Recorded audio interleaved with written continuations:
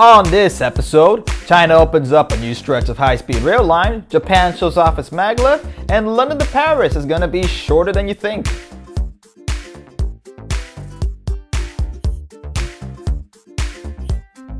Just when you were beginning to think China couldn't build up any more high-speed rail lines, well, they just made another one.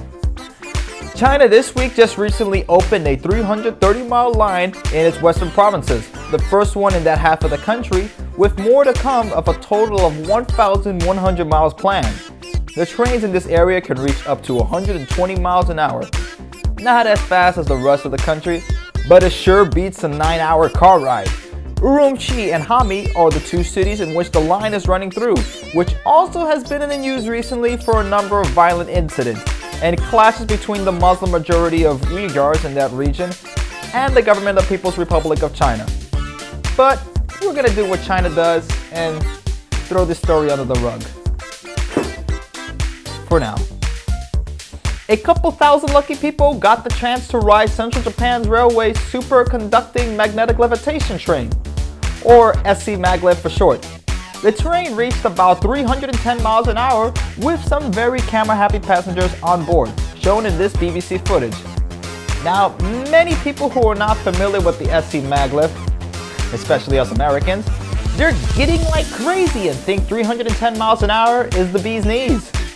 But about a decade ago, more or less the same train reached 361 miles an hour.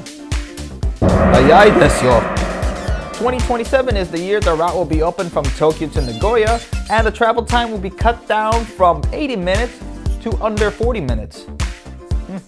Across the pond and then across the channel, a new train is about to run between London and Paris next year.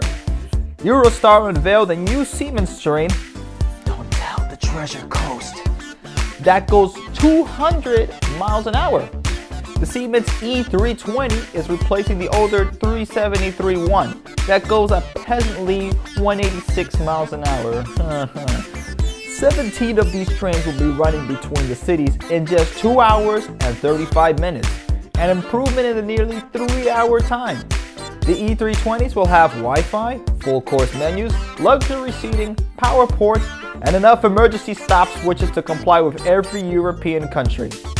At least you'll know which red button, lever, or switch, or thingy-majiggy to use. And a lot of news now has been going around the world this week, but we are the High Speed Rail America Club, so we do have to speak about America. Extra story time! God. Okay. Folks, what I gotta say here, you get to a point where you get teed off, but this what I'm about to read is so ridiculous, I don't even know if it's worth my time to get angry about. Opposition against All Aboard Florida and Siemens putting their 125-mile-an-hour trains between Miami and Orlando have now stooped so low to call it the Nazi trains, because of Siemens being a German company and its unfortunate part of its history. Now, I'm shocked that I may have to get off my Nazi computer, get in my Nazi car or Nazi-funded car, go home, take off my Nazi clothes, take some Nazi medicine before my head goes off like a Nazi rocket. Or maybe I'm not that shocked.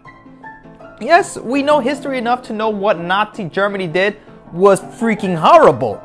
But to equate Siemens and All Aboard Florida to it in the 21st century, that's just having brains.